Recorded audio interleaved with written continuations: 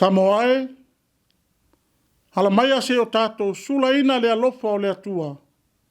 E ala ila tātou tapo inga i nei Taeao. O le a tātou tapo i atu i le atua. Ona petala i atu lea o ia, i nāsa uia. Ona rifo i lea o peteru na i le waa. Ua savali i lunga le vai e alu i a Yesu. Tātou talo, mo le anganga pa ia. Anganga pa ia a fio maia. A fio maia e taitolu waina o mātou tangata whatau waa. A o mātou sauni atu mo la mātou tāpua inga i nei Taeao. E manuia mea uma i lou whatas mai. Ono Yesu Kariso lo mātou wali whaola o mātou wole mawala awa tuai nei. Amene. Tātou pese i le pese whaa.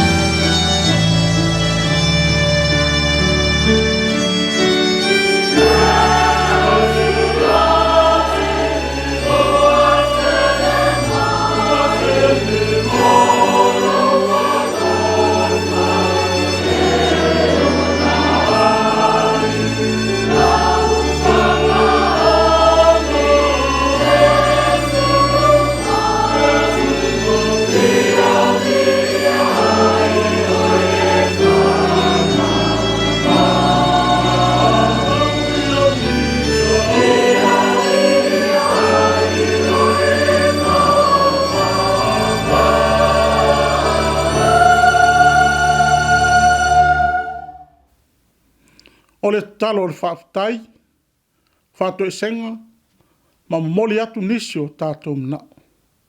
Tātou wifo ma talo i le atua. E pa ia le atua o au. O laua fio o le atua o le alofa, ma alofa muti vali.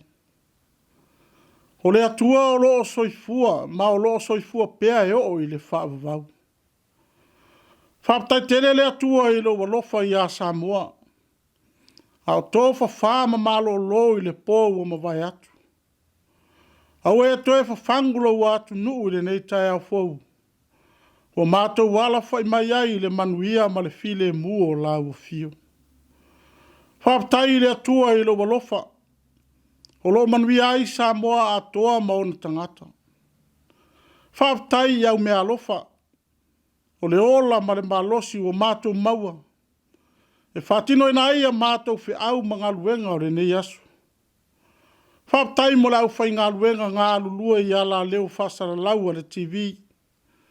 O maua ai a manoa e momori atu ai lau tala le lei e le ngata i a Samoa.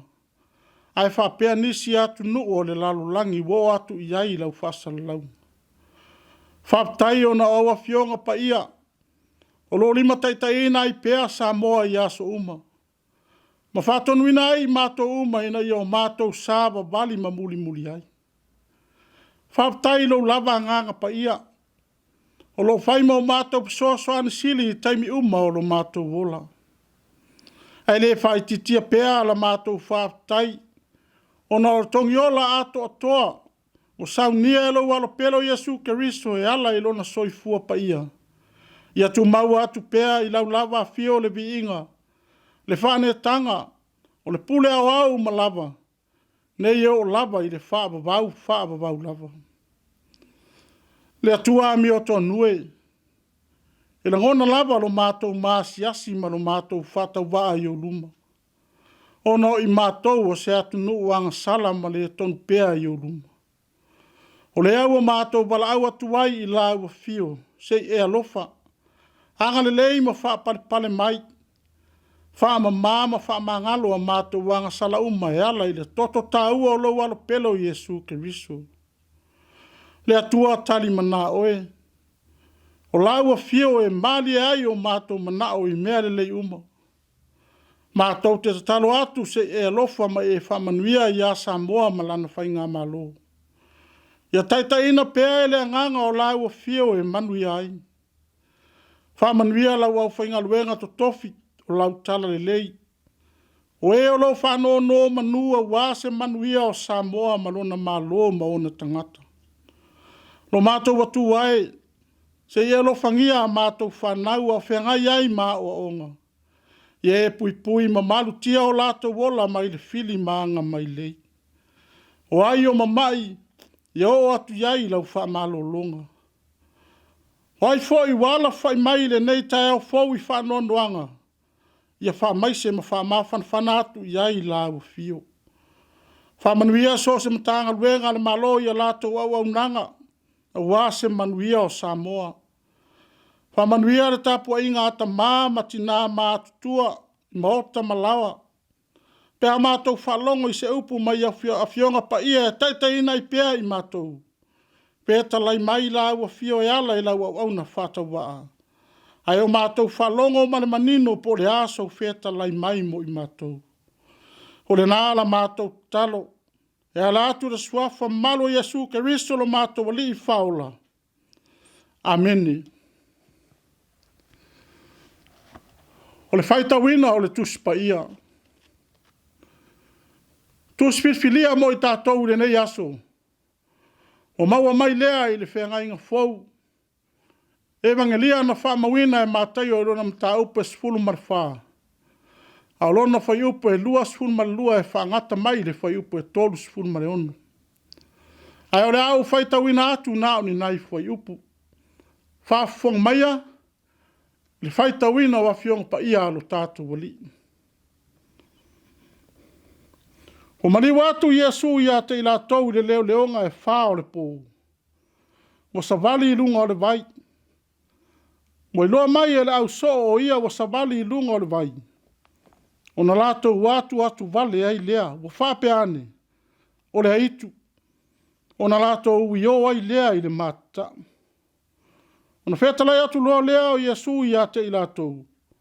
Ia o tau loto te tele. O au lava, au atou te mata. Mo tali mai peteru i ate ia. Leli ie, a whai o oi. Ie e whetalai mai i ate au. O te adu watu i ate oi i lungo le vai. Ona whetala ia tua i lea o ia, i nā sauia. Nā rifo i lea o peteru nei le waa, ua savali i lunga le vai e alu i a Yesu. Ua vai o ia i le matangi ua te tele, o na fefe ai lea, o na fua i lea o na ngoto, ua langa mai, ali ie, whaola mai. O na apatu lo lea e Yesu o lo na au, o tango i a te ia, ua whape atu i a te ia. O e nā le whātua tua i titi. Se a le mea ua e maasar salo vale ai. O na lawa e lea i le waa. O na malua i lea o le matangi. O na mai ai lea o e na i le waa. Wa ifo mai i a te ia. Ua whape mai. E moni o e lava o le halo o le atua. Ia whamanuia tele mai le atua e tātou whaitau mo whalongolongo i lana whiongo pa ia. Mai atu mau pea lona lava bi inga se ia o i le whaavavau lava. Ameni.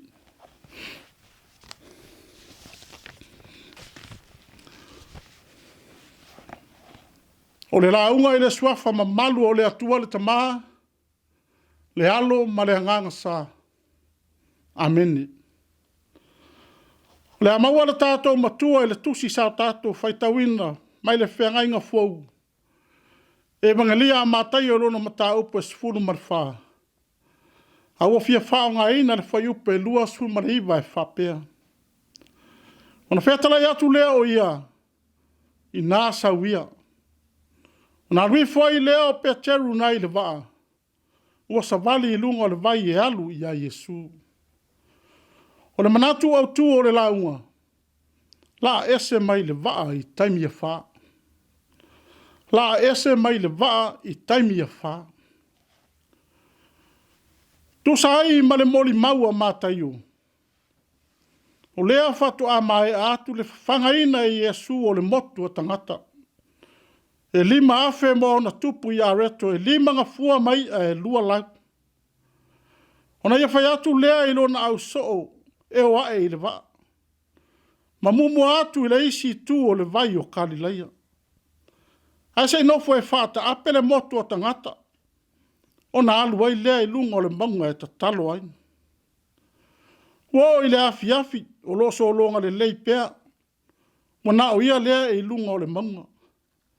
Arona au soo wai o ngā tonu o le vasa. Pe tai e lei leva lava e whelafua ina loa le lato waa i le sou. Ona o matangi mālulosi. Ai mana tua foi. O nisi o lau soo tangata whaiwhaiwa o ni ngātai whale. O māsani i soo si o ngā sani. Au lea o whai mai o pala ai. O whe meme ai. Ma le mautonu. O mana o mia se fisoswani ma se lawe ai. Au le taimi foi lea o ina tafa mai ata o le wawe au.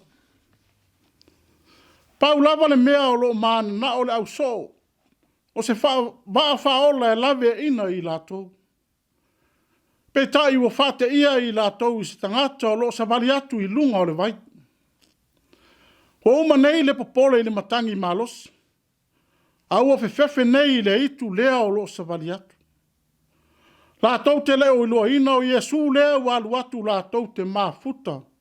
Ma malanga fatas. Whauta le whetala inga lea li. Ia o tau loto te tele. O au lava. Au a tau te matata. Na ona i loa lava e peteru o Yesu leo wa savali atu i lunga le vai. Ma whetala i atu. Talusanga loa i ai. Lea li ie. A whai o oe. E whetala i maia i a te au. O te alu atu i a te oe i lunga o le vai. Ai se au a talusanga i peteru i a Yesu. Ua fia sa vali fo ia i lunga o le vai e pei o Yesu. Ua fia alu ese mai le vaa lea o le angoto. Whauta i le talia le li. I nasa wia. Ele i toi whaatari loa peteru e oso ese mai le vaa. Ma sa vali loa i lunga o le vai a ngai i a Yesu. Sa saunga le mu lava lana sa vali i lunga le vai. Awa sa tepa tau lai lana vaai i a Yesu. Pe tai, na ona mai atu lava peteru a te tele mai le matangi. Ave ese loa mao na mata i a Yesu lai o loo whatari mai. O le ale mena tupu. A lea ua whai mai ua fefe. Ua pala ai. Ua mata o na mangoto. O na langa ifo lea li ie. Whaola mai. O toi tarwa lau fo i la o lea. A o lea le mea na fia sa vali ai i lunga le vai. Ele i toi whatari le li.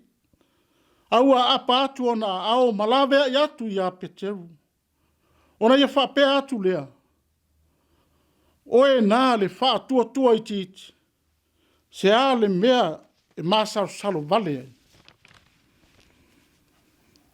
Samoa e malau whafonga i le nei Taeao. O se au fo i lea o le tala le lei mo i tātou uma. Whamaile manatu au tū o le nei asu. La ese mai le waa i taimi e wha. O le la ese o Peteru mai le vaa, maalu ia Yesu. O le ata manino lea o lo tātou uolanga o aso uma. E o ina tupu mai a whaama matangi maalo losi o le malanga. O le olanga whale nganga o le tangata whātua tua. Wana o Yesu lava tātou te mapu ai. Peitai o le whawhita auri tele. E le tu mau lo tātou whātua tua ia Yesu. Le ala lea na toe maa ngoto ai Peteru. Ina ua toe wa ai fua ma popole fua i le matangi.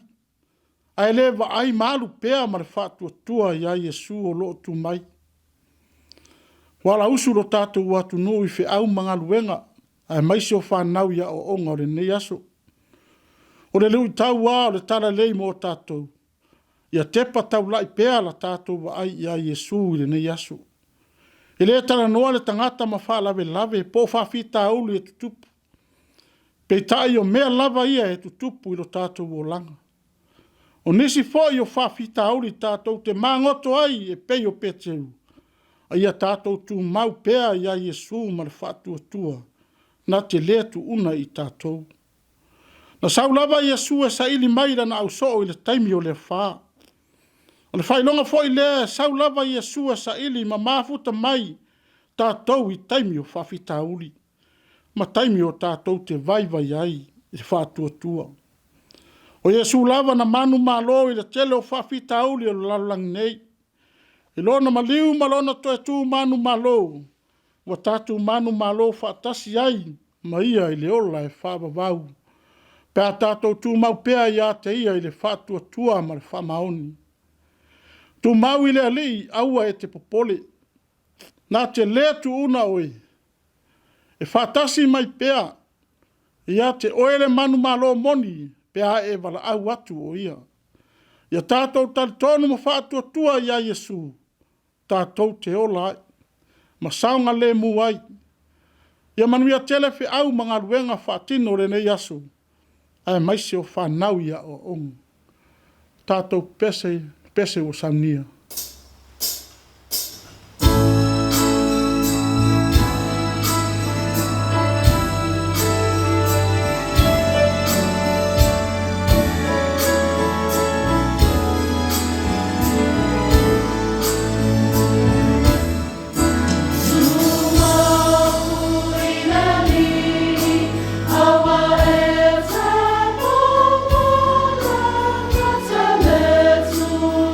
Oh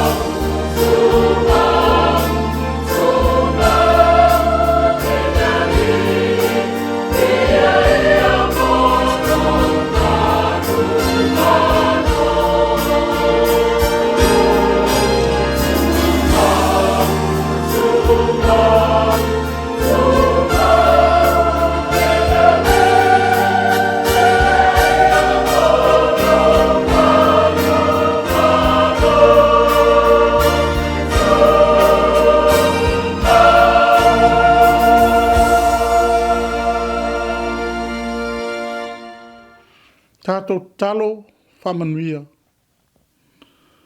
Iai runga o Samoa uma ma le laulangi atoa. Le manuia ma le file mua oe le atua lo mātou tamā. Le alofa siri ese o Yesu ke riso lo mātou wali ma lo mātou faola. A o le māputanga le mautusia ma lau fio anganga pa iai. Nei se yo o ile whaabavau lava. Amini.